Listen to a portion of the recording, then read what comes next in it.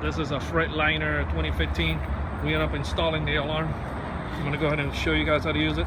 We end up installing the Avital 3100. Arm it. Okay, anybody walks up and try to blow out the window, fires off.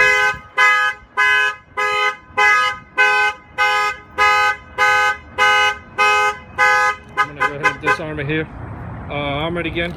Any door that they open, the alarm or the truck will fire off. The alarm will fire off in the truck, and it won't allow the truck to start.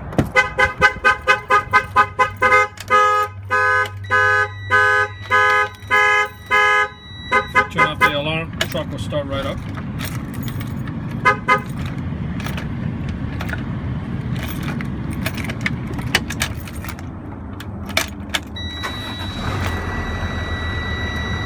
Okay. It's got a hit and switch in the event that the remote control goes bad. You got to turn the key in the ignition and press a button, and that will disable the alarm in the truck, and you're able to start the truck. We give them the LED right here. It doesn't have any power lock, so we didn't hook it up to lock and unlock any of the doors. It comes with 2 remote controls. Panic button. If you hold the star down, you can fire the panic. Basically, we protected both doors and windows and started kill, so they can't start the truck. If they blow out any of the windows that get in, the alarm will fire off. They didn't want to spend any money protecting the back, which is okay.